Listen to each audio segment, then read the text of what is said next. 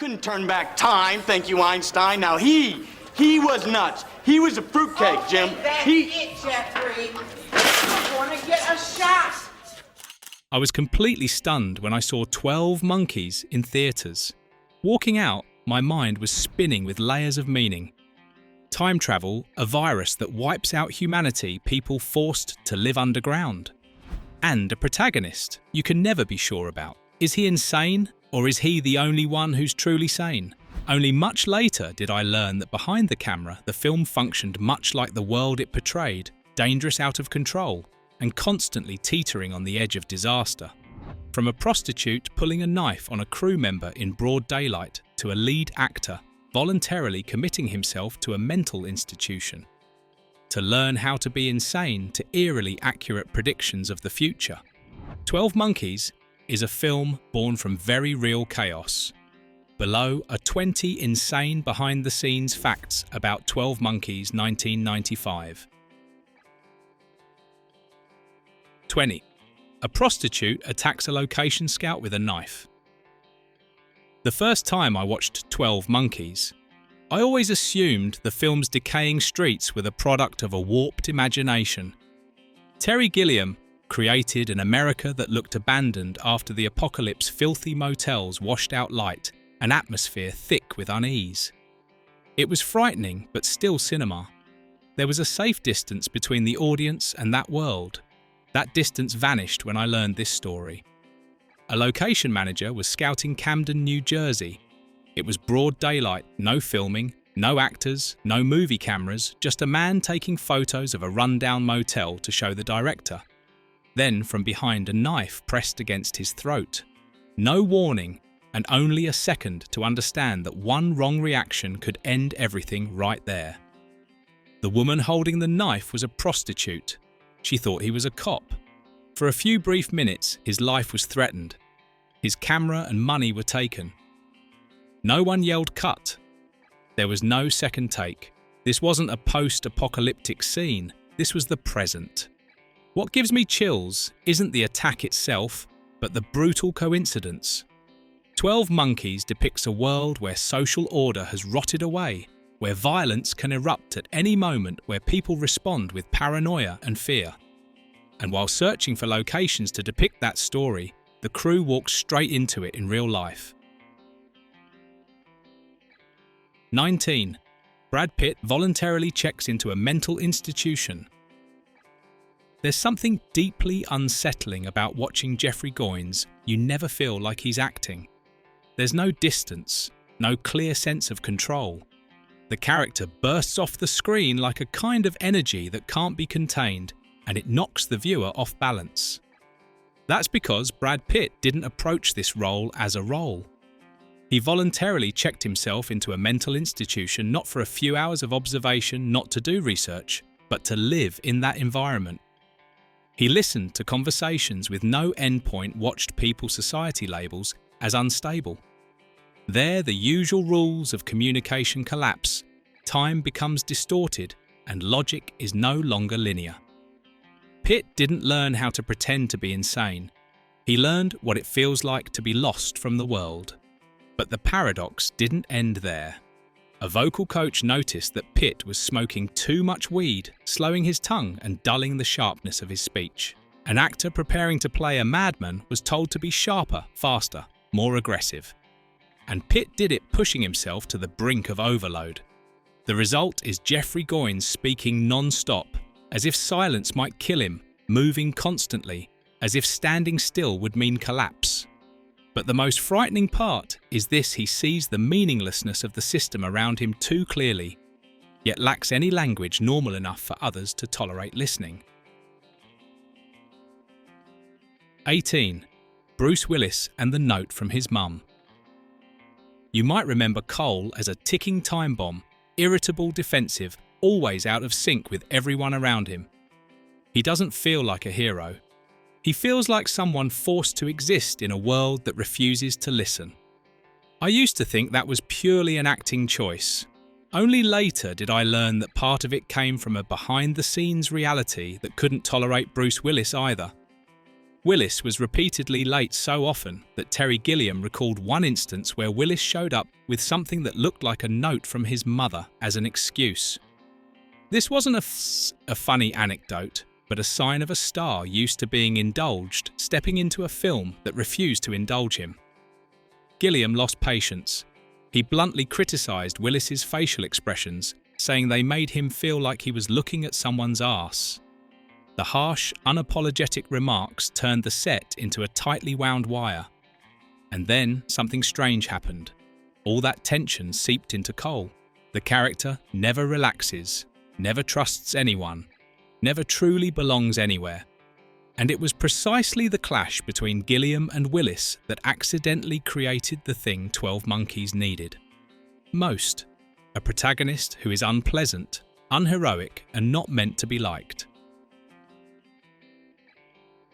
17. A prophetic film about a pandemic nearly 25 years before COVID. In 1996, 12 Monkeys was considered extreme, a virus that wipes out humanity, people forced to live underground, a world run on fear. It was science fiction bleak enough to make audiences shudder, then leave the theatre convinced it had nothing to do with them. COVID destroyed that sense of distance.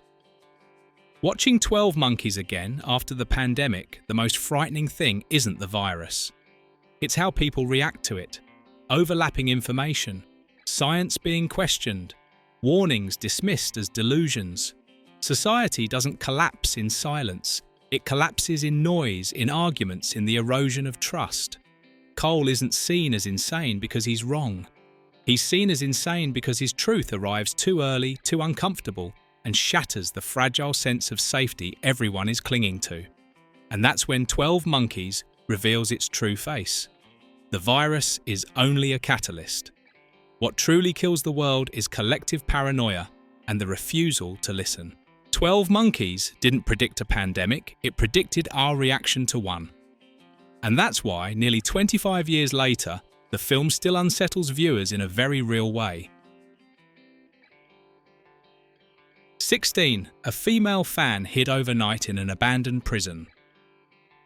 When watching 12 Monkeys, I always remember the chill that runs through me whenever the prison setting appears. Damp stone corridors, light slicing through iron bars like thin wounds, and the feeling that this place has been abandoned for a very long time. No rules, no control. The Eastern State Penitentiary. In the film, feels like a relic of a dead world. In real life, it was even worse. During production, a woman somehow slipped past security, entered the abandoned prison, and hid there overnight without anyone noticing. A location chosen for its isolation and decay turned out to be the perfect place for an intruder.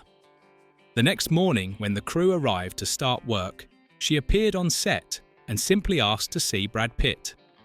At the time, Pitt had just been named Sexiest Man Alive by the media. Fan obsession was no longer about letters or waiting outside fences. It had crossed a physical boundary. A prison symbol of confinement control and enforced order failed to stop a personal fixation. After the incident, security procedures were completely changed, but the crack had already been exposed. 12 Monkeys portrays a world where all systems of protection fail. In this case, that failure came from someone who believed with absolute certainty that she had to reach her idol at any cost. 15. John Cedar nearly went blind from explosions in the World War I trench scene. The World War I trench scene in 12 Monkeys has always made me uncomfortable in a very physical way. It doesn't look like Hollywood war, no glamour, no heroics, just mud explosions and a sense of chaos with no escape. Watching it, you don't see war, you feel trapped. It turns out that feeling came from real pain. During filming, John Cedar was standing far too close to the explosions. Not close in the safe cinematic sense, but close enough for dirt and debris to blast straight into his face. Each explosion hurled mud, gravel and splinters of wood, many of them straight into his eyes. Between takes, crew members had to pick individual stones out of his eyes so he could keep filming. There was no perfect protective gear, and no CGI to soften the consequences. Every blast was a real risk to his eyesight. Sidar later said he could barely open his eyes, yet still had to continue because of the shooting schedule and production pressure. 12. Monkeys doesn't recreate war as a heroic memory. It presents it as an experience that destroys people. And sometimes cinema achieves authenticity by demanding real flesh and blood sacrifice, one whose cost isn't always visible on screen. 14. Terry Gilliam was afraid Brad Pitt wouldn't be able to keep up. Brad Pitt, in 12 Monkeys, doesn't just speak fast. He speaks as if stopping for even a second would cause the world to collapse. Jeffrey Goins spews words in a non-stop panic, without pauses, without room to breathe. Watching those scenes, I always wondered, how do you even control that rhythm? Terry Gilliam wondered the same thing, and he was genuinely worried. He feared Pitt wouldn't be able to maintain the frantic, anxiety-filled delivery the character required. Gilliam sent Pitt to work with a vocal coach, bracing for a technically demanding process. But the result was unexpected. The coach didn't teach Pitt to speak faster. He did only one thing: took away Pitt's cigarettes. Without nicotine, without the familiar breathing rhythm and nervous comfort, Pitt became more tense, more restless, and exactly what Gilliam needed, unable to sit still. Jeffrey Goins' monologues stopped feeling like memorized dialogue. They became a forced eruption, as if the character were trying to outrun his own thoughts. 12 Monkeys doesn't manufacture madness through cinematic tricks.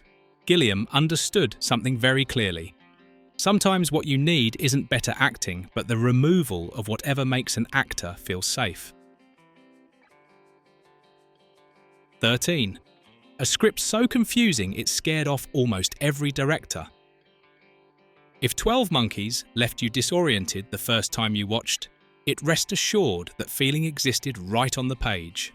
Producer Chuck Roven recalled that the script was sent to many directors, and the reactions were almost identical. They read, it scratched their heads and passed. Not because it was bad, but because no one knew what to do with it. Overlapping timelines, unstable perspectives. A protagonist who might be insane or might not be. The 12 Monkeys script was like a beautiful puzzle with no clear solution.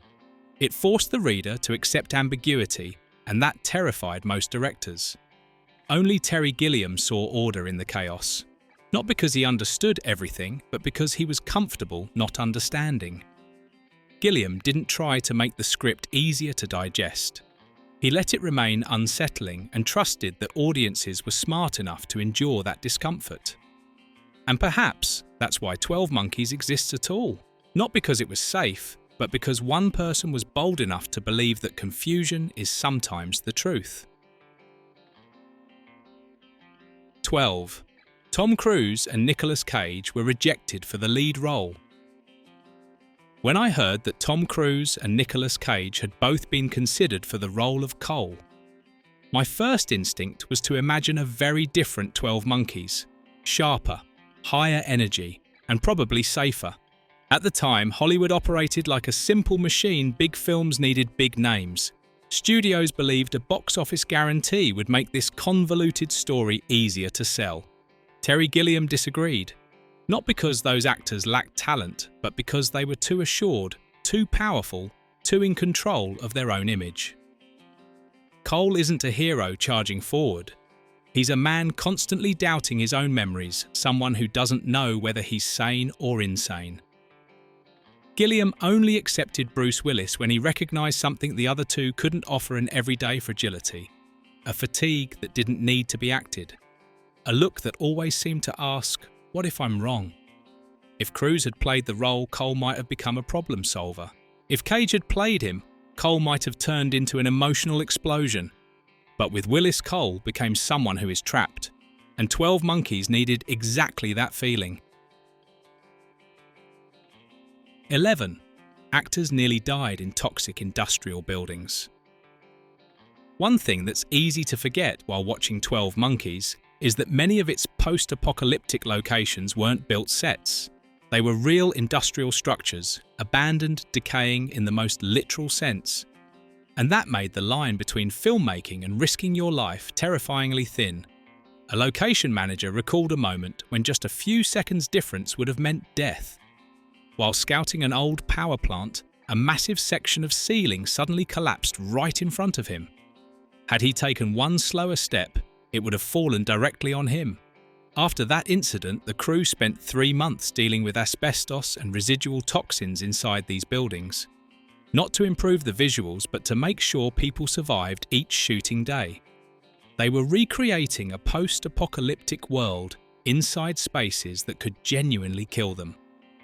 And 12 Monkeys chose these locations for precisely that reason, a world that doesn't collapse in explosions, but through neglect.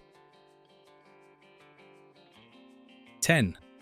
Bruce Willis, DJing and a racially insensitive joke. Looking back at 12 Monkeys today, it's easy to forget that it was made in 1990s. Hollywood, a time when many things were considered normal, simply because no one stopped to question them. The crew's rap party was one such moment. At the party, Bruce Willis took over the music like an impromptu DJ. The mood was relaxed. People laughed and chatted. Then John Cedar asked to play some Latin music. Willis replied, "You're the only Puerto Rican here," and put on salsa. The line was delivered as a joke, without malice, without intent to attack. But time doesn't stand still. In hindsight, it's a moment that reveals how casual insensitivity was once commonplace. And sometimes the most uncomfortable things we notice in retrospect aren't in the film itself, but just outside the frame. 9. The budget nearly exploded because of fake snow.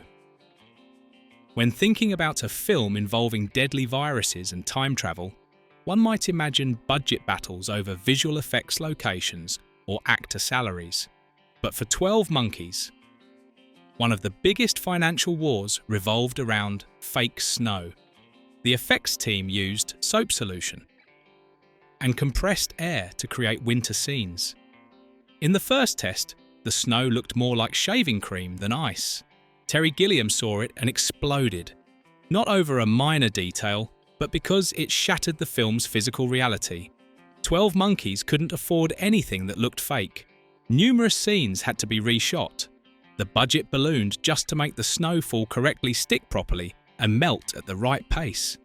It's absurd to think that a film about the collapse of humanity nearly went bankrupt over soap bubbles. 8.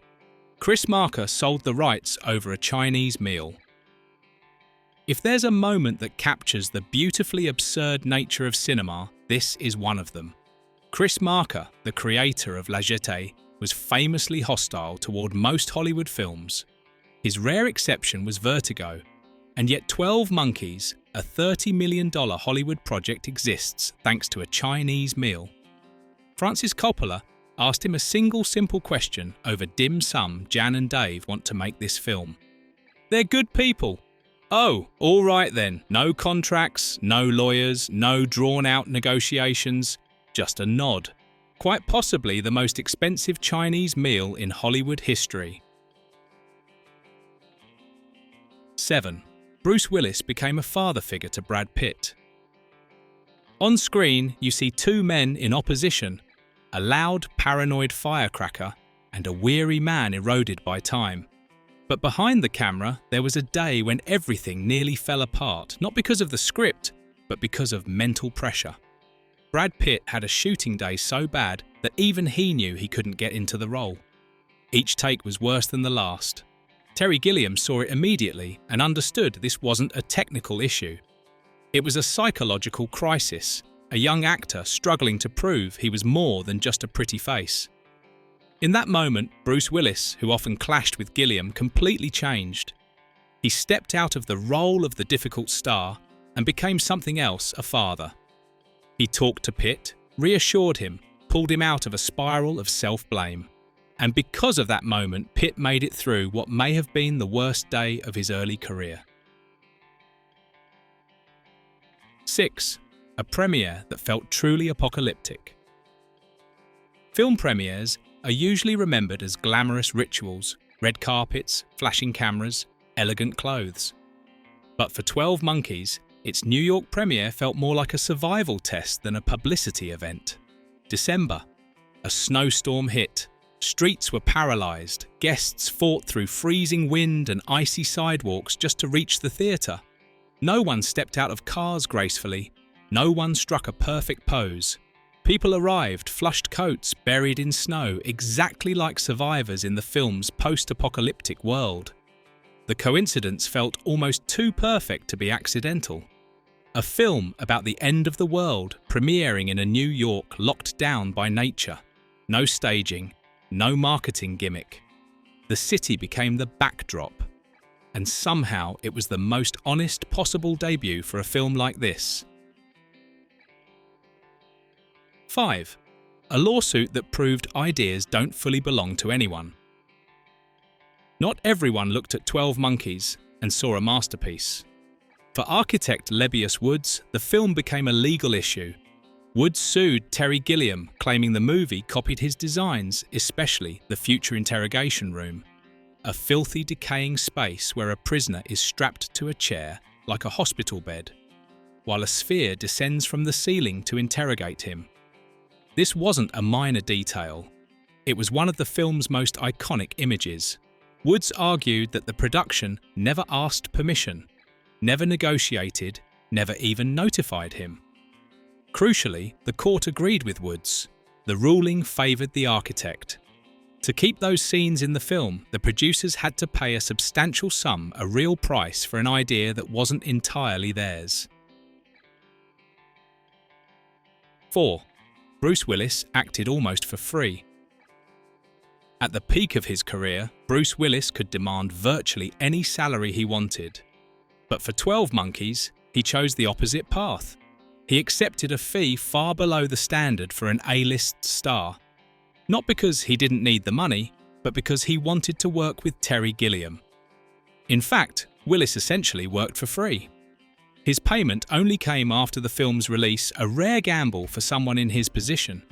It made one thing clear: 12 Monkeys wasn't a quick cash grab. It was a creative risk. 3. Teen thieves traumatized by a Siberian tiger. If there's a moment that shows 12. Monkeys didn't just depict fear, but lived alongside it. This is it. Two teenagers, probably thinking they were committing a minor theft, broke into a trailer containing film equipment where a Siberian tiger named Sasha was being kept for the production. To them, it was just a dark, quiet trailer, a place to grab some electronics. They didn't know that inside was a creature weighing nearly half a ton born to kill. As one of them was removing a radio, a massive paw suddenly emerged from the darkness, followed by a deep, low growl. No need to roar loudly to stop a heart cold. Security found the teenagers in complete panic, crying, shaking. One had wet himself. No injuries, no chase. But that fear wasn't going anywhere. 2. The film accidentally predicted viewers' obsession with rewatching. Most of us, after watching 12 Monkeys for the first time, aren't even sure what we've just seen. You remember Cole's first interrogation scene, insisting over and over that he isn't insane while the doctors look at him like a textbook case. At that moment, we believe them. But on a rewatch, Cole's eyes exhausted, resigned as if he's explaining something painfully obvious, suddenly feel very different. Or the detail that Jeffries always shows up at exactly the right moment, saying things that seem random until you connect the dots and realise everything was already in place from the beginning. You watch it the first time as a time travel story. The second time you begin to see it as an inescapable loop. And by the third viewing, you realise the film never wanted you to fully understand it right away. It wanted you to come back to doubt your own memory, just like the characters in the film doubt the reality they're living in.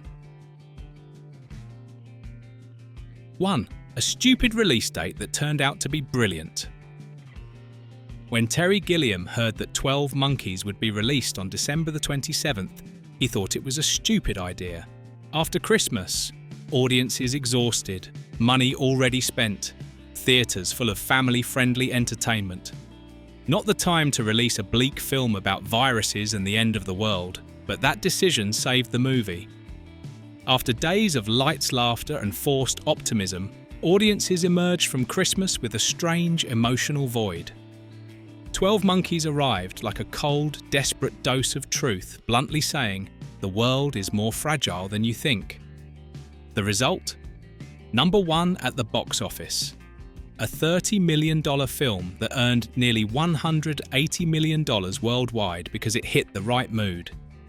When the holiday cheer fades, people are ready to face their fears. The behind-the-scenes facts you've just read don't make 12 Monkeys more cinematic. If anything, they drag it closer to real life, real violence, real danger, real egos and decisions made in chaos. Perhaps that's why, nearly 30 years later, the film refuses to age. 12 Monkeys exists like a loop. Each return reveals a new detail, a new meaning and a new sense of unease. If you've seen 12 Monkeys and felt something unsettled linger, after the credits rolled, leave a comment which moment haunted you the most. And don't forget to like, share and subscribe so you won't miss the next videos.